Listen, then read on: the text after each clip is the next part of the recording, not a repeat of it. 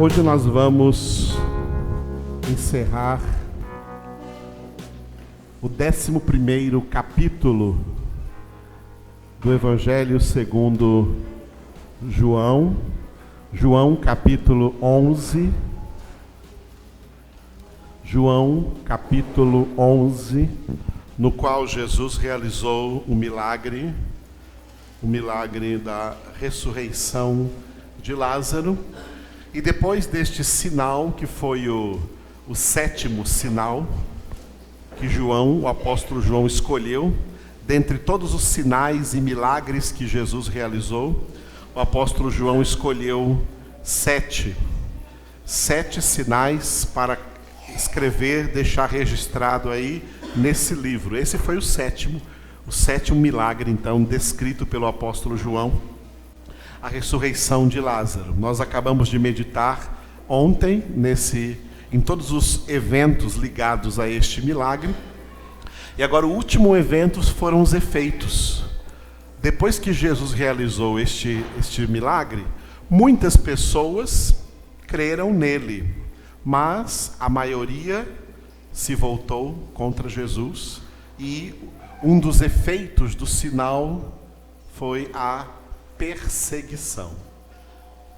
O livro está se chegando para o final, e no final do livro, como no final de cada um dos 4 evangelhos, Jesus pela perseguição, ele é preso, ele é morto, mas ele é ressuscitado ao 3º dia. Aleluia!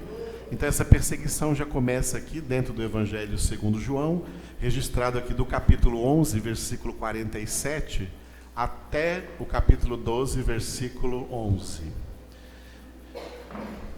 Esse texto aí, então, está dividido da seguinte maneira: Jesus vai se refugiar contra os seus inimigos que o estão perseguindo em 2 cidades. Primeiro ele se refugia em Efraim, aí no final do capítulo 11 de João, e no início do capítulo 12 de João ele se refugia em Betânia, que é a casa de Lázaro, que ele havia ressuscitado, e das suas irmãs Marta e Maria. Nós vamos ler hoje essa parte aí, Jesus em Efraim, a profecia de Caifás. João capítulo 11, pode passar mais um, João capítulo 11, do 47 até o 57, encerrando o capítulo 11. João 11, de 47, não, pode deixar no anterior. João 11, de 47 a 57. Vamos ler juntos? Então, os principais sacerdotes e os fariseus convocaram o sinédrio e disseram: que estamos fazendo, uma vez que este homem opera muitos sinais?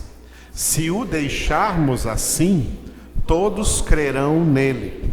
Depois virão os romanos e tomarão não só o nosso lugar, mas a própria nação.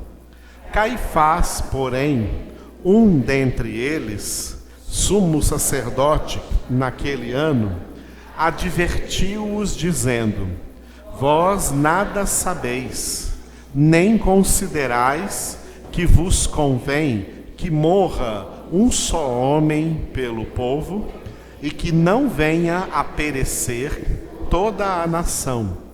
Ora, ele não disse isto de si mesmo, mas, sendo sumo sacerdote naquele ano, profetizou que Jesus estava para morrer pela nação, e não somente pela nação, mas também para reunir em um só corpo os filhos de Deus que andam dispersos.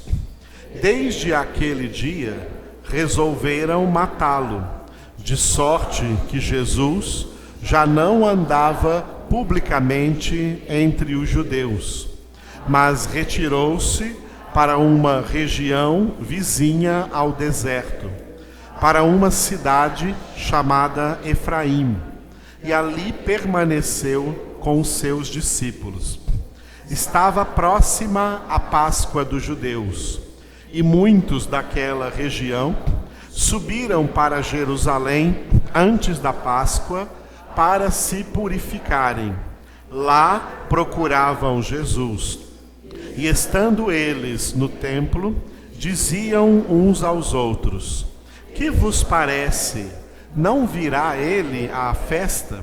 Ora, os principais sacerdotes e os fariseus tinham dado ordem para, se alguém soubesse onde ele estava, denunciá-lo a fim de o prenderem.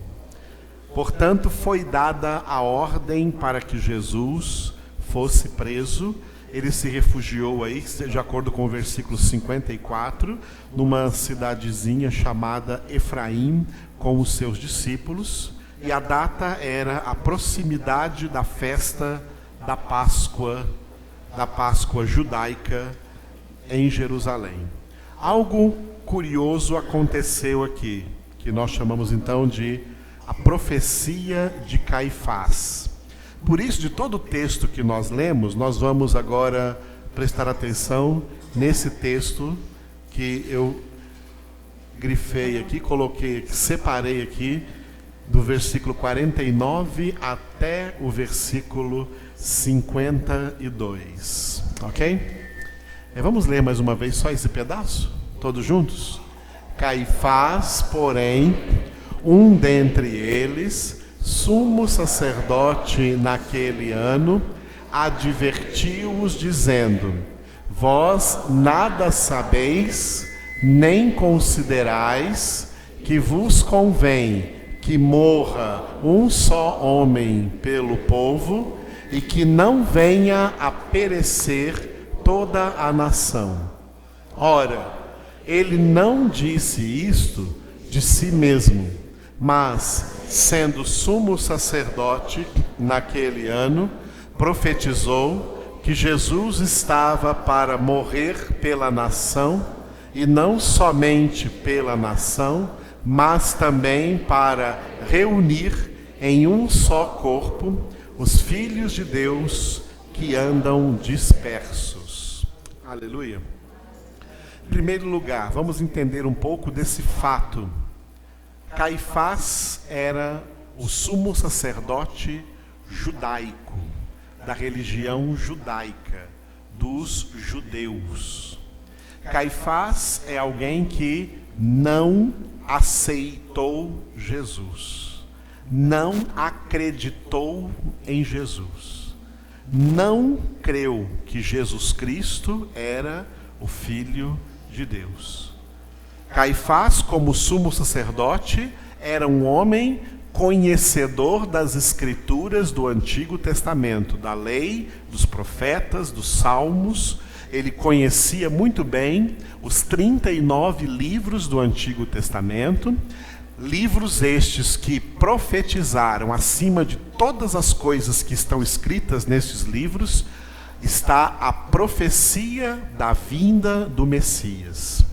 O Messias prometido na antiga aliança, Messias vem da palavra hebraica Mashiach, que traduzido para o português é o ungido de Deus.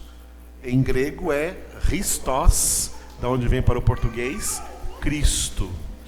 Jesus é o Cristo, Jesus é o Messias, Jesus é o ungido de Deus. Mas o sumo sacerdote Caifás, e não somente ele, como também a maioria de todos os sacerdotes que ele liderava. O que é o sumo sacerdote? O sumo sacerdote é o líder dos outros sacerdotes. Como acontece, por exemplo, no catolicismo romano. O Papa é o grande sumo sacerdote. Ele é o líder de todos os outros padres e bispos na Igreja Católica. Assim também era no judaísmo. Tinha uma espécie de Papa, que é o sumo sacerdote, e tinha os sacerdotes que esse sumo sacerdote liderava.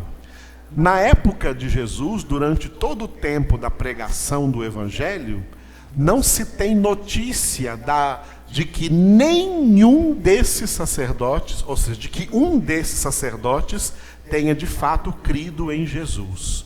Nós temos uma pista bastante fraca, bastante rala, de que dois deles, talvez, dois sacerdotes judeus, talvez tenham se simpatizado com Jesus. Mas não existem provas concretas de que esses sacerdotes creram em Jesus e se converteram a Jesus. Esses dois sacerdotes foram Nicodemos, que aparece no capítulo 3 de João, que um dia veio visitar Jesus de noite, e ele queria indagar de Jesus, se Jesus era realmente o Messias. Ele chegou assim fazendo alguns rodeios. Ele disse para Jesus: mestre, sabemos que tu és um mestre vindo de Deus, porque ninguém pode realizar esses milagres que tu realizas se Deus não estivesse com ele. Ele veio com rodeios e Jesus foi direto. Jesus não vai com rodeios, Jesus sempre fala direto. Jesus disse para ele assim: se você não nascer de novo, não poderá ver o reino dos céus. O que nasceu da carne é carne, o que nasceu do Espírito é Espírito. Não te maravilhes de que eu te tenha dito, necessário vos é nascer de novo. Esse foi o Nicodemos. Nicodemos que durante as tramas dos sacerdotes, depois, mais tarde, depois dessa ocasião, nós vimos no capítulo 7 de João, Nicodemos tentando defender Jesus diante dos outros sacerdotes que queriam prender Jesus. E Nicodemos fala assim para eles: acaso a nossa lei condena um homem antes de ouvi-lo e saber da boca dele se o que ele está falando é verdade ou não é? E os outros sacerdotes atacaram Nicodemos, dizendo para Nicodemos assim: acaso tu também és galileu? Não vês que da Galileia não surge nenhum profeta? Porque eles achavam que Jesus era da Galileia, porque Nazaré ficava na Galileia, e Jesus era chamado de Jesus Nazareno. Só que Jesus foi ser criado na Galileia, em Nazaré, mas ele nasceu na Judéia, em Belém, como está profetizado que o Messias deveria nascer lá no livro do profeta Miqueias. Belém, Efrata, tu não és a menor de todas as cidades de Judá, porque de ti sairá o governante, o chefe, o rei que vai governar toda essa nação. Referindo-se ao nascimento de Jesus, o Messias. Outro sacerdote que nós temos assim uma leve impressão que ele teve uma simpatia com Jesus foi José de Arimateia, que foi aquele que cedeu o sepulcro talhado na rocha que ele tinha, né? Ele tinha para ele mesmo, preparado para a sua morte, e que ainda então em vida ele fez uma doação, doou esse sepulcro para que o corpo de Jesus, depois da crucificação, fosse sepultado. E tanto ele, José de Arimateia, como também Nicodemos, trouxeram aromas e para embalsamar o corpo de Jesus antes de depositá-lo ali naquele túmulo, aquele túmulo de José de Arimateia. José de Arimateia, como todo sacerdote, era um homem rico. Os sacerdotes sempre foram ricos, tá? Era um homem muito rico.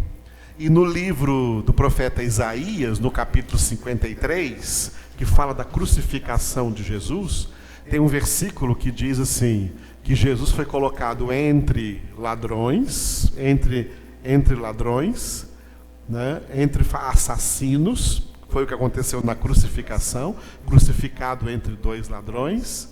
E tem uma frase no Isaías 53 que fala assim: com o rico esteve na sua morte.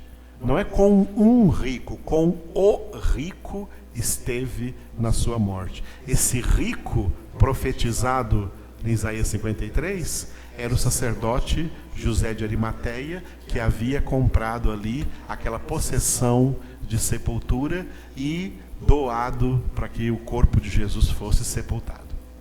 Por causa então dessas atitudes, nós entendemos que durante o ministério de Jesus, nenhum sacerdote se converteu a Jesus. Nós começamos a ver conversões de sacerdotes judeus ao cristianismo no livro dos Atos dos Apóstolos, no ministério dos apóstolos e da igreja depois do dia de Pentecostes. Ali nós começamos a ver sacerdotes sendo convertidos. Mas na época de Jesus não vemos nenhum, pelo contrário, vemos todos eles contra Jesus. E vemos apenas esses dois, Nicodemos e José de Arimateia, parecendo ter uma atitude diferente com relação a Jesus, uma atitude de simpatia com relação a Jesus, não concordando com os demais sacerdotes. Mas não sabemos se eles estavam verdadeiramente crendo que Jesus Cristo era o Filho de Deus, ou se eles estavam apenas se posicionando contra os demais sacerdotes que estavam julgando, condenando um homem sem inquirir a verdade acerca desse processo. E eles eram então homens justos, considerados então justos dentro da sua lei, Nicodemos e José de Arimateia. Esses dois sacerdotes faziam parte então do colégio de sacerdotes, do grupo de sacerdotes que assistiam o povo judeu nas celebrações judaicas, tanto no templo em Jerusalém, como nas sinagogas espalhadas em todas as nações e também na nação, principalmente na nação de Israel, em todos os lugares. Sempre havia ali, então, na sinagoga, um sacerdote para ser o leitor e aquele que explica a lei de Deus para os judeus no Antigo Testamento. Esses sacerdotes eram liderados sempre por um sumo sacerdote, que no caso, na época de Jesus, era Caifás. E quando os sacerdotes, no versículo 47 está escrito, os principais sacerdotes e fariseus. Fariseus é um dos títulos também, é um dos nomes dos sacerdotes. Fariseus significam sacerdotes muito rigorosos, muito rigorosos da sua tradição. Convocaram o Sinédrio. Sinédrio era o conselho dos sacerdotes e disseram, no versículo 47, que estamos fazendo, uma vez que esse homem opera muitos sinais? Eles estavam com muito medo, porque os milagres de Jesus se tornavam cada vez mais poderosos, e quando eles souberam então da ressurreição de Lázaro, eles ficaram desesperados, que eles estavam tentando de todo jeito perseguir Jesus, calar a boca de Jesus, tirar esse profeta daí, que eles consideravam assim, Jesus um falso profeta que estava sublevando o povo, enganando o povo. Foi por isso que Jesus passou. Jesus foi tido pelos religiosos, por aqueles que lideravam, digamos assim, as igrejas judaicas, Jesus foi tido por essas pessoas, por pessoas religiosas, por chefes de religião. Jesus foi tido por herege, Jesus foi tido por falso profeta. Eles não aceitaram Jesus. Essa é uma das provas, amados, que religião não vale nada. Em religião não existe salvação. Jesus não veio trazer uma religião. O cristianismo é chamado de religião por aí afora, porque a mentalidade das pessoas em relação a isso é pobre. Eles não conhecem Bíblia. Quem conhece a palavra de Deus entende que cristianismo, o genuíno cristianismo bíblico, não é uma nova religião competindo por aí com outras religiões. Jesus Cristo não é religioso, os discípulos de Jesus não são religiosos. Os crentes em Cristo Jesus não são pessoas religiosas, são pessoas convertidas. São pessoas nascidas de novo. São pessoas batizadas com o Espírito Santo. São pessoas cujos nomes estão escritos no livro da vida do Cordeiro, que foi escrito antes da fundação do mundo e que Deus alcança com a sua graça, tirando-as do pecado e fazendo delas filhos de Deus. Somos homens espirituais, não homens religiosos. Mulheres espirituais, não mulheres religiosas. Nós estamos vendo aqui uma grande, poderosa religião, cujos líderes, desde o principal líder, o sumo sacerdote, o papa dessa religião e os demais sacerdotes, não são de Jesus, não creem em Jesus, perseguem Jesus, odeiam Jesus, querem, como nós lemos no Salmo agora há pouco, no Salmo 35, querem dar cabo de Jesus. Estão agora muito preocupados, porque Jesus está multiplicando os seus milagres, e eles então dizem no versículo 48, se o deixarmos assim, todos crerão nele, e depois virão os romanos e tomarão não só o nosso lugar, como a própria nação. Aí entrou Caifás, o sumo sacerdote, que estava ali dirigindo essa reunião do conselho judaico chamado Sinédrio. Então Caifás, porém, um dentre eles, sumo sacerdote naquele ano, advertiu-os dizendo, 2 pontos, eu coloquei de vermelho ali, a profecia de Caifás. Amados, para ter uma profecia, necessariamente a pessoa não precisa ser de Deus, não. Viu? Nem todo mundo que tem profecia por aí está tendo profecia porque é de Deus. Não. Muita gente vai estar profetizando em nome de Jesus e vai para o inferno do mesmo jeito, porque não é de Deus. Então, cuidado. Acima de tudo temos a Bíblia. Acima de tudo temos a palavra de Deus. Ciro, rei da Pérsia, que era um homem ímpio, também profetizou. E a profecia dele foi tão boa que libertou todo o povo da Babilônia e eles voltaram para a terra de Judá. Mas Ciro nunca foi um homem de Deus. Mas Deus falou com ele e ele passou um pregão, ele profetizou para todo o povo de Israel voltar para a sua terra. E a profecia dele se cumpriu, e aconteceu. Mas ele está no inferno agora, nunca foi convertido, nunca foi de Deus. Não é porque está tendo uma profecia que é uma pessoa de Deus, não é não. Pode ser até uma verdadeira profecia. Não estou falando de profecia falsa, que é o que muito tem por aí. Pode ser uma profecia até verdadeira, mas não significa que é de Deus, não. A prova que uma pessoa é de Deus é que ela produz, que se produz na vida dela o fruto do Espírito,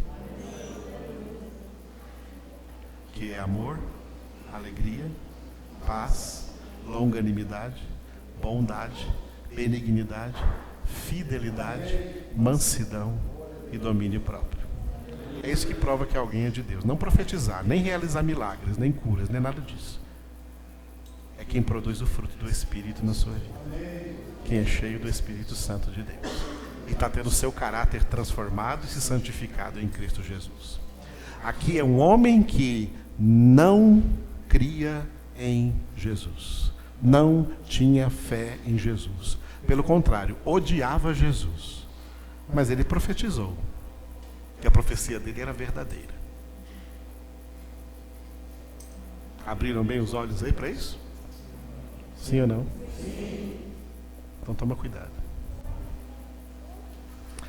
A profecia dele: vós nada sabeis, nem considerais, que vos convém que morra um só homem pelo povo, e que não venha a perecer toda a nação? Repitam.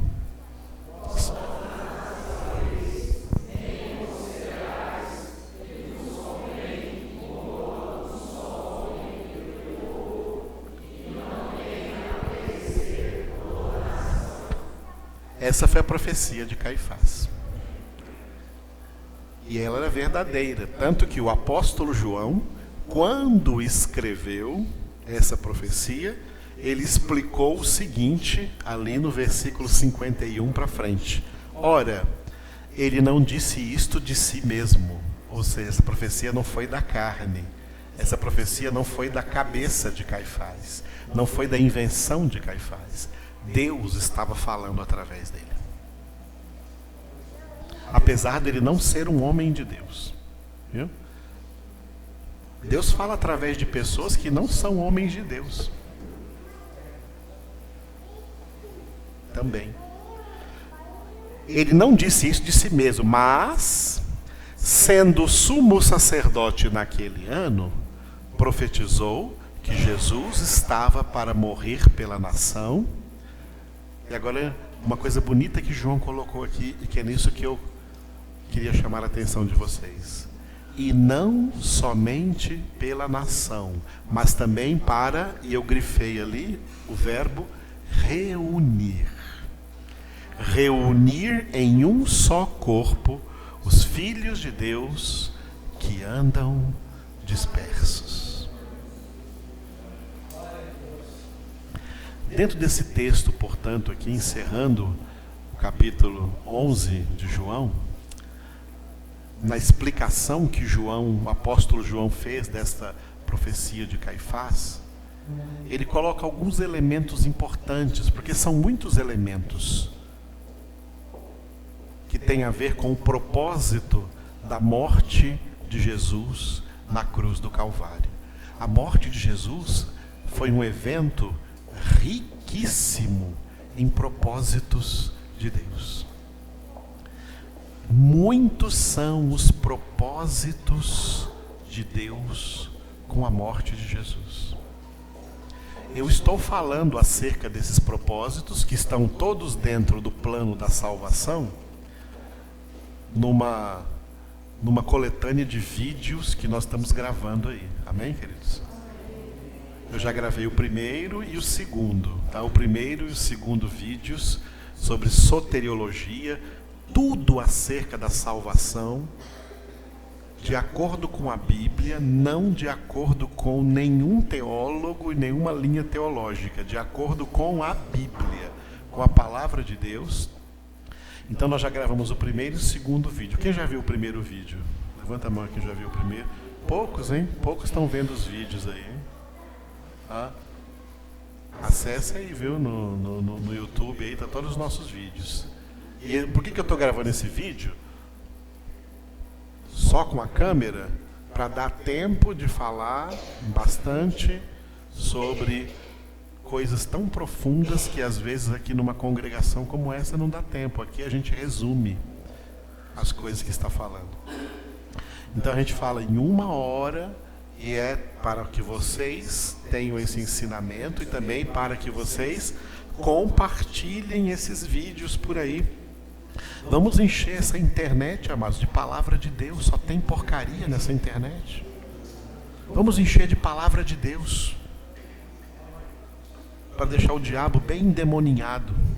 E vamos encher a internet de palavra de Deus. É por isso que você está recebendo esses vídeos, para você ouvir e compartilhar com outros, compartilhe com outras pessoas. Vamos dessa forma pregar a palavra de Deus por aí.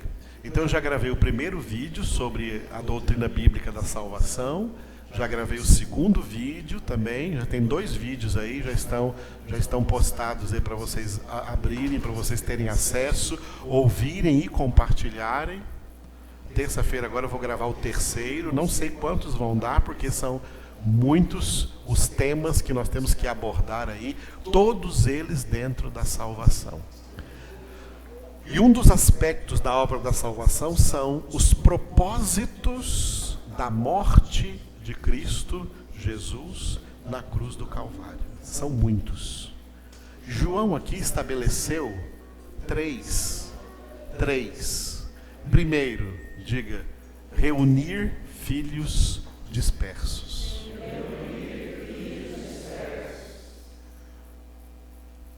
Jesus morreu para que nós estejamos reunidos em seu nome. Nós estamos reunidos aqui porque Jesus morreu em nosso lugar. Vamos ver o que ele disse, o que Jesus disse em Mateus 18, 20. Vocês aqui vão abrir aí. Abram todos, vou esperar vocês abrirem. Mateus 18, 20. Todos abriram? Leiam bem forte.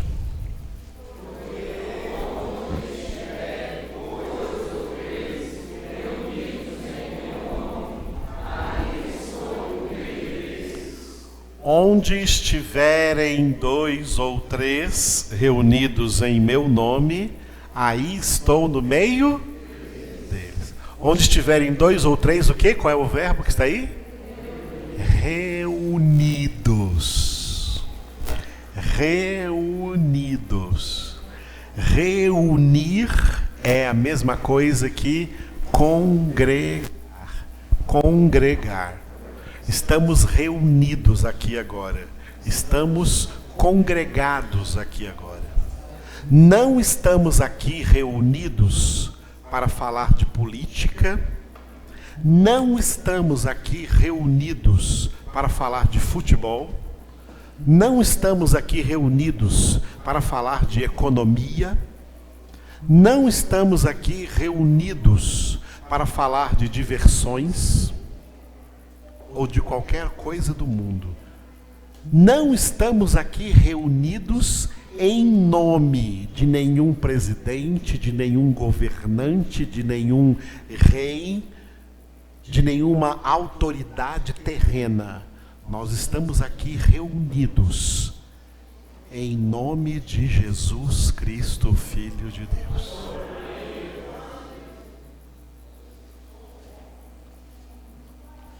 Qual é a importância dessa reunião, irmãos? A congregação é uma reunião que só é possível acontecer porque Jesus morreu por nós. A morte de Jesus tinha como um dos seus muitos propósitos reunir os filhos de Deus. Reunir os filhos de Deus. É o oposto do que dizia a frase: matem o pastor e as ovelhas ficarão dispersas. Com Jesus é diferente. Mataram o pastor para suas ovelhas poderem ser reunidas. O que nos une aqui, amados, tá?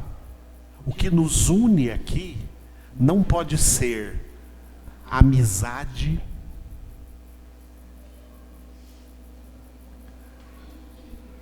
classe social ou status. O que nos reúne aqui não pode ser os aspectos físicos do lugar onde estamos reunidos.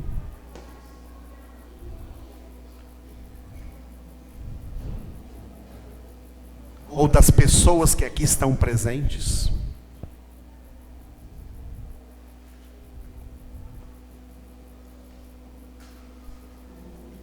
Ah, na igreja não tem união. Muita gente está dizendo, tem sim. O que nos une é a cruz de Cristo. O que nos une é que nós temos alguém que deu a vida por nós. O que nos une é que nós temos alguém que ficou 6 horas crucificado, derramando cada gota do seu sangue para nos reunir. Sabia que quando você falta numa congregação, você desconsidera Jesus? Não é o pastor aqui que você desconsidera, não. Você desconsidera Jesus.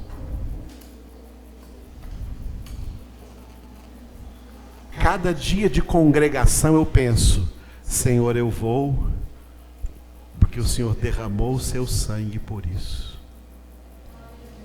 O Senhor morreu para nós não ficarmos dispersos. O Senhor morreu para nós sermos reunidos. O que significa reunidos? O re ali é um prefixo. O verbo é o verbo unir. O reunir significa repetir, fazer isso muitas vezes, fazer isso como um costume repetidamente, reunir-nos repetidamente, até que o Senhor volte para nos buscar e nos reunir na reunião definitiva da glória. Quando você não vem numa congregação, você está dizendo para Jesus: Jesus, me desculpa, mas eu tenho outro lugar mais importante para ir.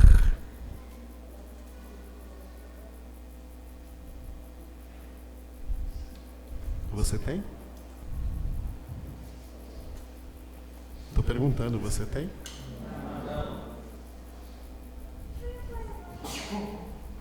Quem não pode vir porque está trabalhando naquele dia, quem não pode vir porque está estudando naquele dia, devia sentir-se assim, ó, eu estou chateadíssimo porque eu estou trabalhando hoje e não posso estar lá. Eu estou chateadíssimo porque eu tenho aula hoje e por isso não posso estar lá na congregação. Eu estou estudando aqui, mas meu coração está lá na congregação, porque eu sei que ali Jesus está reunindo meus irmãos onde eu também deveria estar. Você pensa nisso quando não vem na congregação?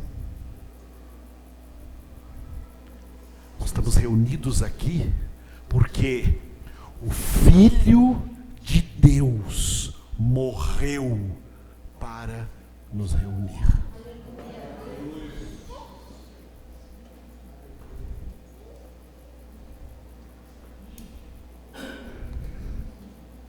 Tem gente que pensa que vem aqui para me agradar, mas não, estou nem aí.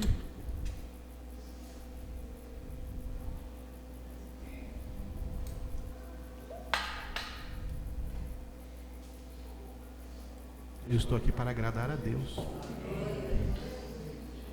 E quem vem tem que vir para agradar a Deus. Porque se for para agradar a mim ou quem quer que seja, está perdendo tempo. Sem fé é impossível agradar a Deus. Esta reunião de fé, porque cremos. Jesus morreu por nós. Morreu para nos reunir. E João explicou então, né?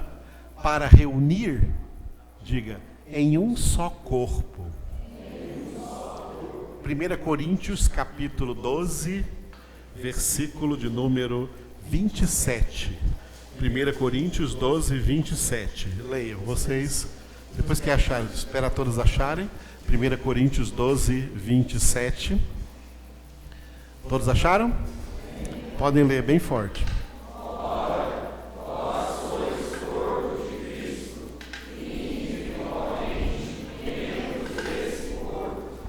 Vós sois corpo de Cristo, e individualmente cada um é membro desse corpo, por causa da morte de Jesus. Ele morreu para reunir os filhos de Deus em um só corpo, o corpo de Cristo Jesus. O corpo se odeia? A sua mão odeia o seu pé? Os dedos da sua mão odeiam uns aos outros, ficam brigando entre si?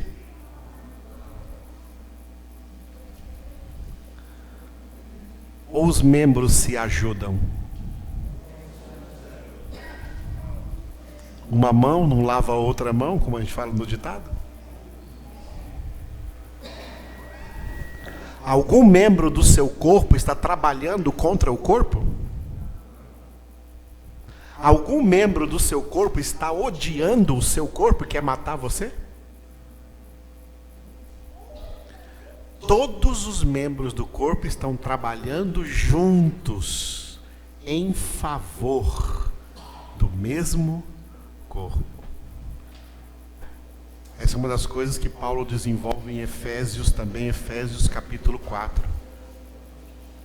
Que os homens espirituais, eles vivem preservando a unidade do Espírito pelo vínculo da paz. Nós nos reunimos aqui porque nós temos um vínculo. O vínculo que nos une não é dinheiro, não são interesses, não é vaidade. O vínculo que nos une não é porque a gente sai para comer lanchinho, porque a gente sai para almoçar junto. Tem gente que pensa que isso que é vínculo, porque a gente fica por aí com conversa fiada uns com os outros. Nada disso é vínculo, amados. Isso é besteira. O vínculo que nos une é a pessoa de Jesus. É Cristo Jesus crucificado por nós. É Cristo Jesus que derramou o seu sangue por nós, para nos vincular, para nos unir em um só corpo.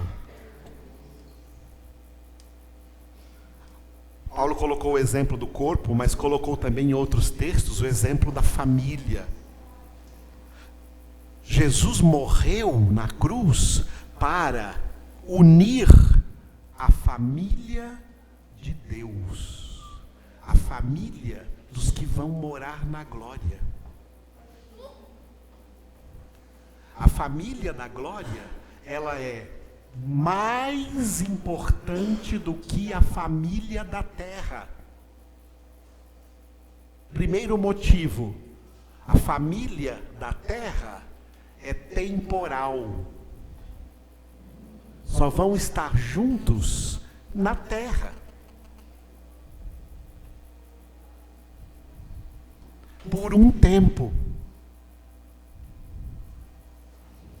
Mas a família da glória, a família de Deus, vai viver junto com o Pai por toda a eternidade.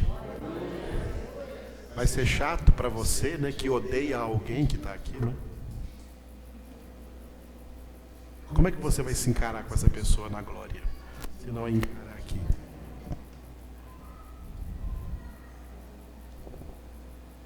É porque você acha que você vai e ela não vai? E se for o contrário? E se não forem os dois? E se encontrar no inferno? No lago de fogo e de enxofre?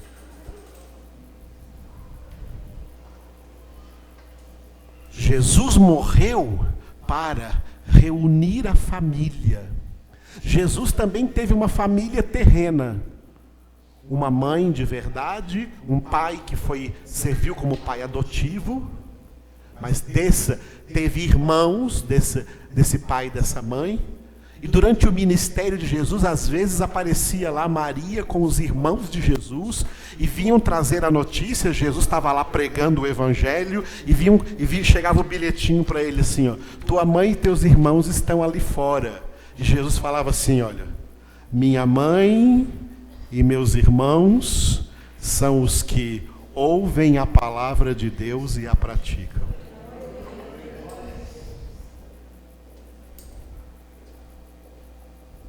Jesus está levando em consideração maior a família espiritual, a família eterna, a família que vai viver junto na glória. Porque essa família, ela não é unida por vínculos sanguíneos humanos, não é uma família unida por vínculos genealógicos, é uma família unida pelo sangue de Jesus, pela morte de Jesus. Eu não sei se o Espírito Santo está fazendo você entender o que é a mensagem que Deus está dando essa noite para nós. Você está entendendo isso, irmão?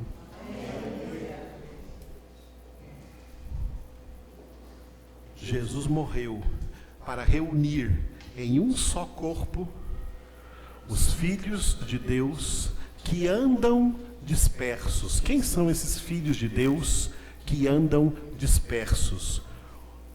Diga, os eleitos nascidos em pecado. Os eleitos não são eleitos de Deus porque eles são justos, santinhos, desde o seu nascimento.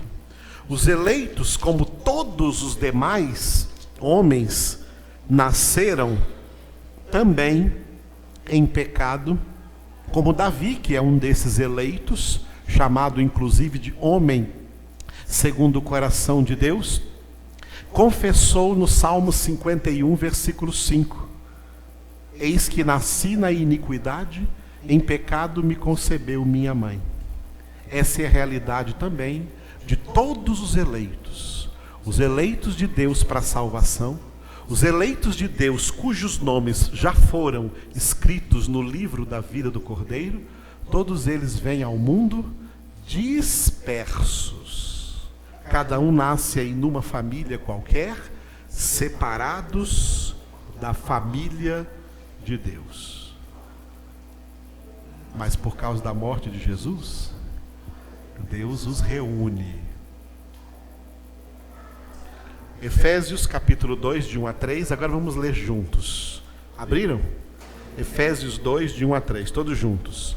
Ele vos deu vida, estando vós mortos nos vossos delitos e pecados, nos quais andastes outrora, segundo o curso deste mundo, segundo o príncipe da potestade do ar, do espírito que agora atua nos filhos da desobediência, entre os quais também todos nós andamos outrora, segundo as inclinações da nossa carne, fazendo a vontade da carne e dos pensamentos, e éramos, por natureza, filhos da ira, como também os demais.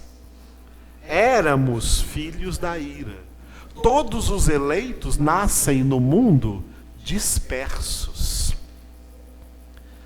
E por causa da morte de Jesus, nós somos trazidos do meio dessa dispersão universal, global, para serem reunidos em nome de Jesus, vinculados em Cristo Jesus, formando um só corpo em Cristo Jesus.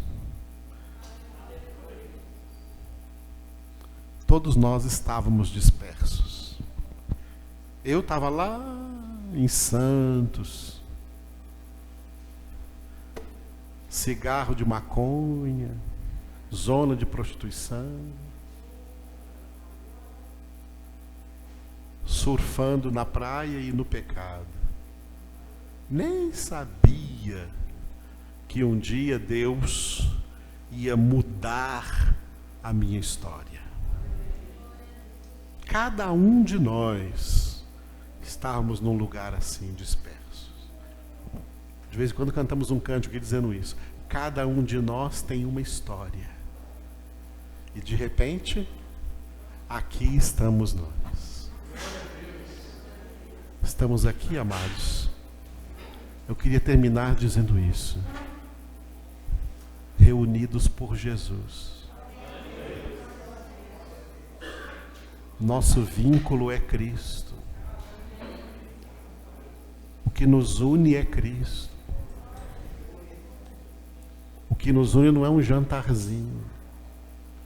O que nos une não é um passeiozinho. O que nos une não é uma conversinha. O que nos une é o sangue de Jesus. O que nos une é o nome de Jesus. O que nos une é a morte e a ressurreição de Jesus. O que nos une é a palavra de Deus, que é o próprio Jesus. Jesus é o nosso fator de unidade que vai congregando todos os filhos de Deus dispersos na história. Já tem uma grande turma desses reunidos no paraíso. Outros estão na terra, cada um em algum lugar, mas reunindo-se sempre em nome do Senhor Jesus. E no final de toda essa história, vamos desaguar lá no mar da glória eterna, onde todos estaremos em uma única congregação celestial, ouvindo Jesus pregar, e você não vai estar nem com o WhatsApp na mão para te distrair. Porque Jesus estará nos ensinando eternamente na glória que Deus é o nosso Pai. E a vida eterna é essa, que te conheçam a ti, um só Deus verdadeiro, e a Cristo Jesus, a quem tu enviaste.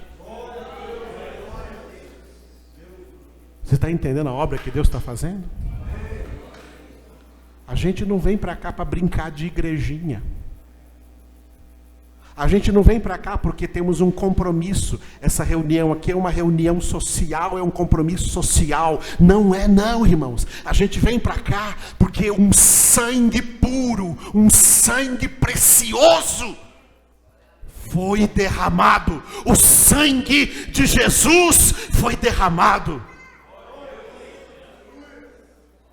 Ele morreu para reunir em um só corpo todos os filhos de Deus que andavam dispersos. Eu era um deles e agora estou aqui. Você era um deles? Não? Você era um deles? Por que está aqui agora? Pelo sangue de Jesus. Pelo sangue de Jesus. Pelo sangue do Cordeiro. Cuidado. Não pise nesse sangue. Não desvalorize esse sangue. Não desrespeite esse sangue. Porque se você fizer isso, já não resta misericórdia para você.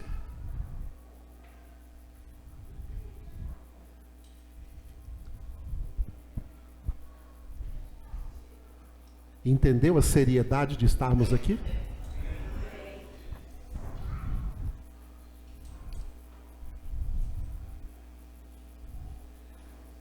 Eu fui de uma igreja em que o pastor, antes de todo culto, no dia de reunião, chamava ajudantes. Eu era um desses ajudantes, Elaine também. Vamos ligar para os irmãos para ninguém faltar no culto hoje.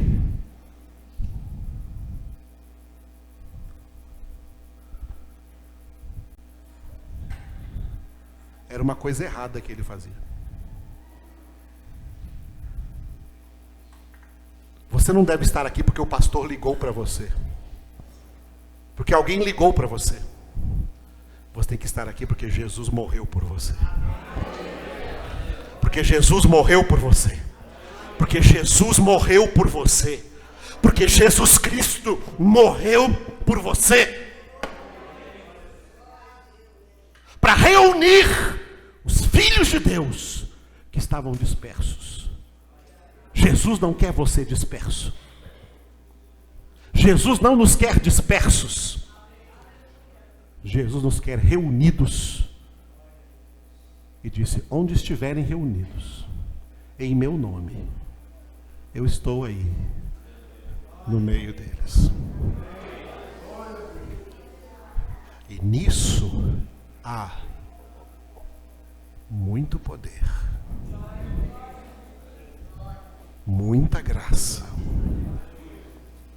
muita bênção, muita vida.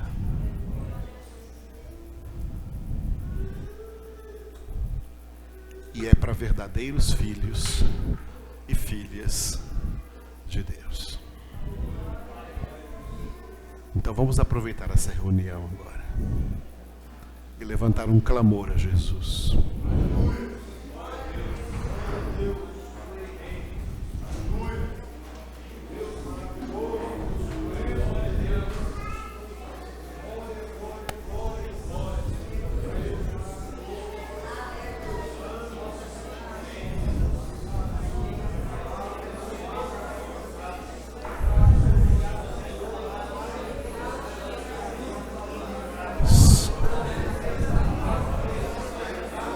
Santo,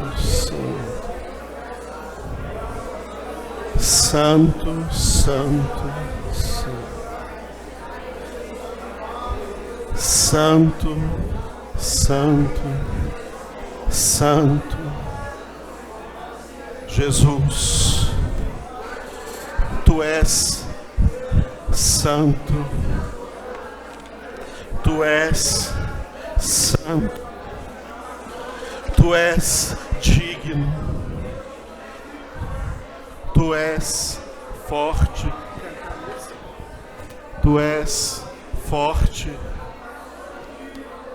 Tu és poderoso, Tu és grande. Obrigado pela Tua morte, obrigado pelo Teu sangue. Obrigado pelo Teu amor. Obrigado pela Tua presença.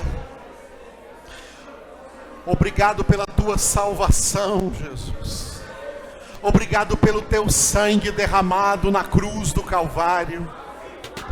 Obrigado por cada gota do Teu sangue derramada, Senhor, para reunir-nos na Tua presença, para que pudéssemos estar aqui nessa reunião. Essa reunião é viabilizada pelo poder do Teu sangue. É o poder do Teu sangue que nos dá a graça de estarmos aqui reunidos. É poder que nos salva, é poder que nos cura, é poder que opera maravilhas, é poder que opera milagres, é poder que nos santifica, é poder que faz grandes coisas que nós nem imaginamos que podem ser feitas. Por isso clamamos a Ti nesse momento, Senhor, que todos os Teus filhos dispersos possam ser reunidos, como nós agora estamos aqui, edificando a família de Deus, edificando a nação celestial que vai morar no céu, que vai morar na glória, que vai habitar na casa do Pai. Abre nossas mentes, Espírito Santo, abre nossos corações, dá-nos o entendimento perfeito, completo dessa realidade que o Senhor falou conosco nessa noite. É o que nós clamamos a Ti, é o que nós clamamos a Ti, é o que nós clamamos a Ti, Pai. É o que nós clamamos a Ti, Jesus. É o que nós clamamos a Ti, Espírito Santo. É o que clamamos a Ti, Senhor, nosso Deus, Deus Santo, Deus forte, Deus imortal, Deus todo-poderoso, Deus soberano sobre todas as coisas, soberano sobre nossas vidas. Aleluia, aleluia, Deus está aqui, irmãos. Deus está aqui. O nosso Pai está aqui. O nosso Salvador, Jesus Cristo, está aqui. O Espírito Santo está aqui.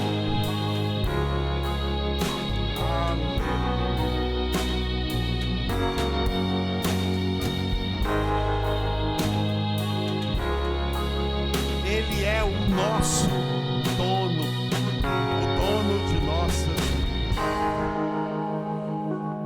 Ele é o seu dono.